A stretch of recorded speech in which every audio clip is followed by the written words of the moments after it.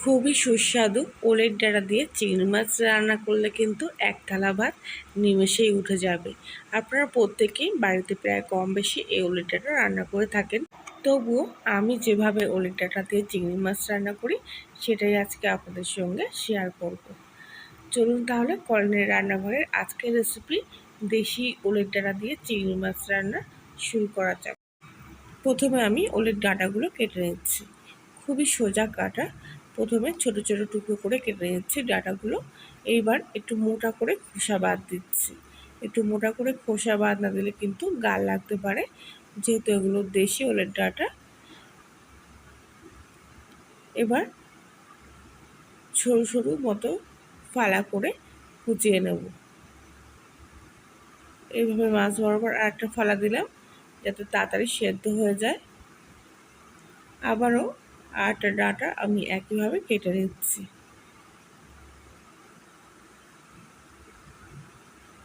হাতে একটু অল্প তেল মেখে নেবেন, এর ফলে হাতে যদি ডাঁটার কালো আঠা লেগে থাকে তাহলে কিন্তু সহজেই উঠে আসবে।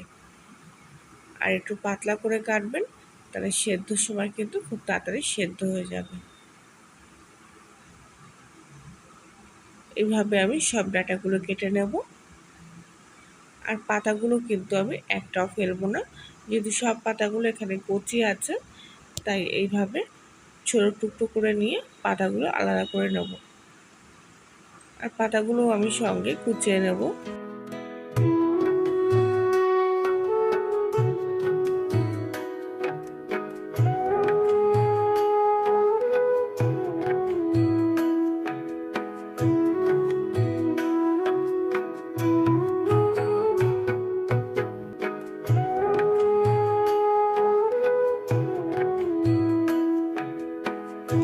একইভাবে আমি সব ডাঁটাটা একে একে কুচিয়ে নেব।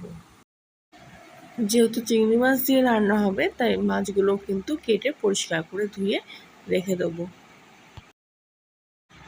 এরপর কড়াইতে সামান্য পরিমাণ জল উষ্ণ গরম করে এর মধ্যে আমি আগে থেকে কেটে রাখা পাতা ও ডাঁটাগুলো দিয়ে দেবো।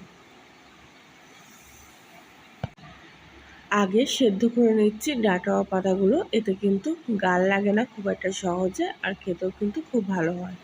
এরপরের মধ্যে পরিমাণ মতো লবণ দিয়ে কিছুক্ষণের জন্য ঢাকা দিয়ে রাখবো, তাহলে তাড়াতাড়ি সেদ্ধ হয়ে যাবে।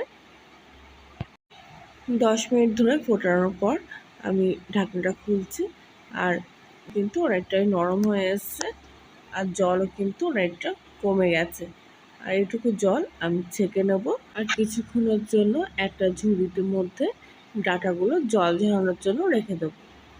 আর ততক্ষণে এদিকে চিংড়ি মাছ নিয়ে নিয়েছি, আর এখানে 4টে পেঁয়াজ কুচি নিয়েছি, কিছুটা রসুন নিয়েছি গোটা, আর কিছুটা কাঁঠালের দানা নিয়েছি।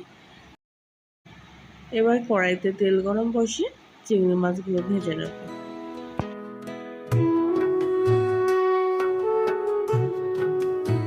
চিংড়ি মাছ ভাজার সময় সামান্য একটু লবণ আর হলুদ দিয়ে দেবো, এতে মাছের স্বাদ এবং কালার দুটোই কিন্তু ভালো আসবে।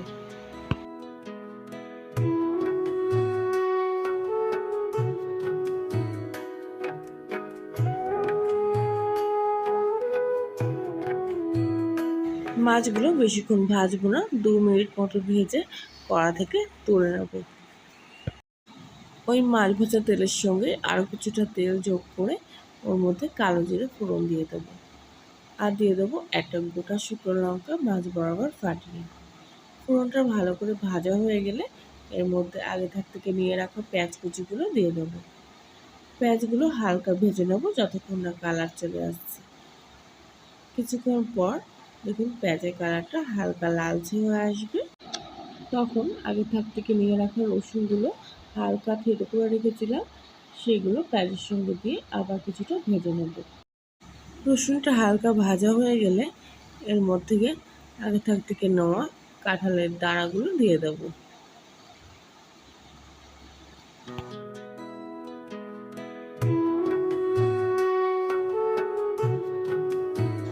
কাঁঠালের দানাগুলো দিয়ে পেঁয়াজের সাথে একটু হালকা নেড়েচেড়ে নেব, এতে কিন্তু রান্নার স্বাদটা খুব ভালো আসবে।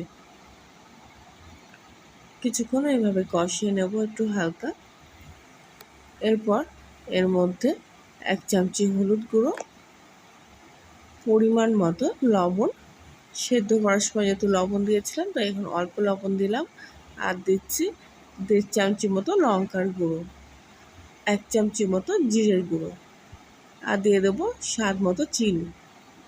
চিনিটা আপনারা নাও দিতে পারেন, তবে এই রান্নাটা কিন্তু একটু মিষ্টি মিষ্টি ভালো লাগে, তাই অল্প একটু চিনি দিলাম।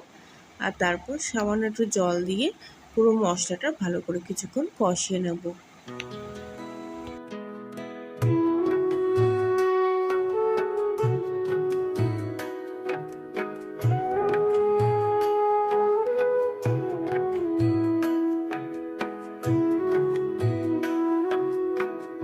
প্রায় 1 থেকে 2 মিনিট মতো ভালো করে মশলাটা কষিয়ে নিয়েছি।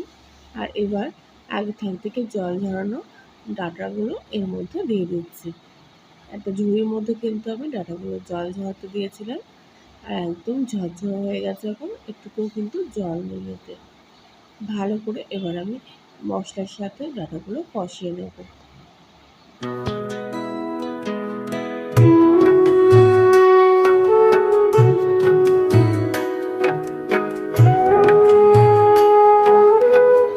কিছুক্ষণ কষিয়ে নেওয়ার পর এর মধ্যে আমি 5-6টা মতো গোটা কাঁচা লঙ্কা মাঝ বরাবর চিড়ে এর মধ্যে দিয়ে দেবো।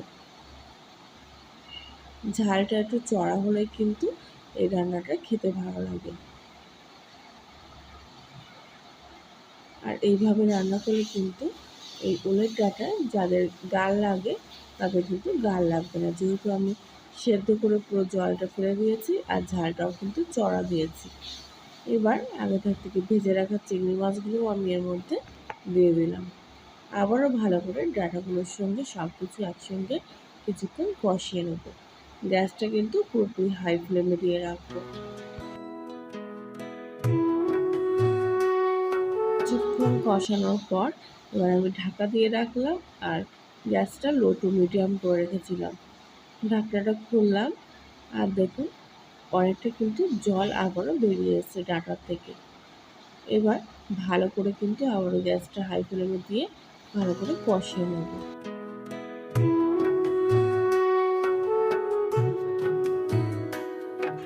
কিছুক্ষণ ওইভাবে কষার পর দেখুন জলটা কিন্তু শুকিয়ে এসছে, আর এবার কিন্তু অল্প অল্প কড়ার তলায় লেগে যেতে আরম্ভ করেছে। ঠিক সেই সময় সামান্য একটু জল দিয়ে দেবো, যেহেতু এটা কিন্তু একটু মাখা মাখা ভালো লাগে, তাই জন্য সামান্য একটু জল দিয়ে বেশ ঘ্যাটা ঘ্যাটা মতো করে নেব, যাতে উলের ডাঁটাগুলো একটু ঘ্যাটা ঘ্যাটা মতো হয়ে যায়, তাহলে কিন্তু খেতেও ভালো লাগবে আর দেখতেও ভালো লাগবে। এবার গ্যাসটা কিন্তু হাই ফ্লেমে রেখে আবারও ভালো করে কিছুক্ষণ এইভাবে কষিয়ে নেব।